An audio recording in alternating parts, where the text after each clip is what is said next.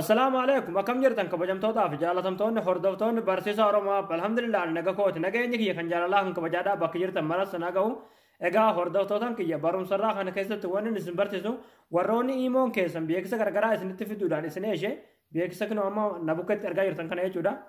Haala imoo firii imoo qulqulluu imoo beeksisa garagaraa ofirraa tokkollee hin qabne jechuudha.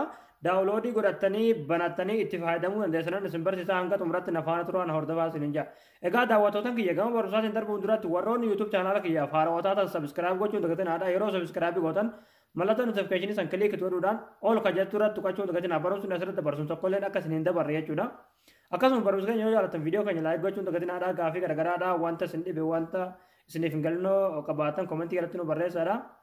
Egaa gammanumaan hanga barumsaa isin dabarsaa hamma xumuratti nafaana turan hordofaa isin jaa.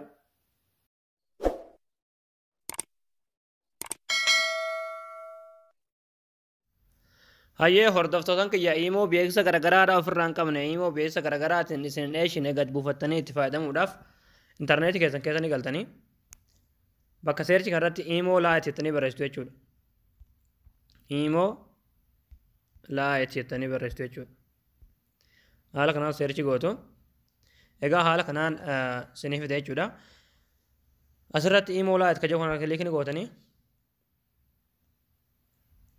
achi booda last version kan jedhu kana kilikni gootanii ammallee download kan jedhu kana kilikni gootanii ammallee download kan jedhu kana kilikni gootanii egaa achi booda gadi bu'uu eegala jechuudha.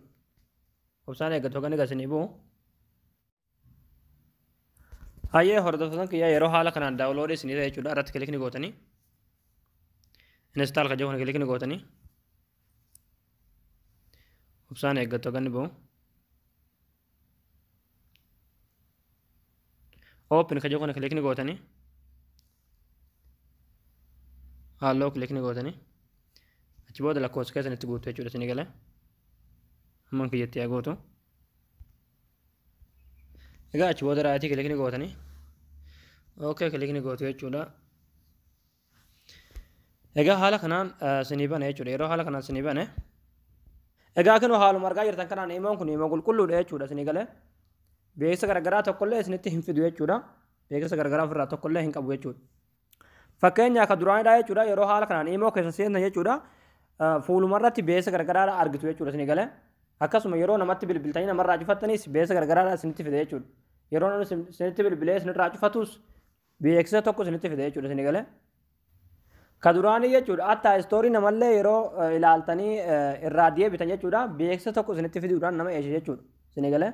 Kun garuu istoorii nama yeroo laaltanis yeroo namatti bilbiltanis yeroo namni isinitti bilbilee isinirraa cufatus gonkumaayyuu beeksisa tokkollee ofirraa hin qabu jechuudha. Imoo qulqulluudha jechuudha. Beeksisa garagaraa tokkollee ofirraa hin qabu jechuudha. Egaa hordoftoota kiyyaa imoo kana daawuloodii godhattanii imoo firii imoo beeksisa garagaraadhaa ofirraa hin qabne haala kanaan fayyadamuu dandeessu. Egaa hordoftoota kiyya barumsi kun akka isinitti tole akka jaallattan abdiin qabaa barumsa dabalataadhaa argachuudhaaf YouTube chaanaala keenyaaf haaroo yoo taatan subscribe gochuun dagatinaadha.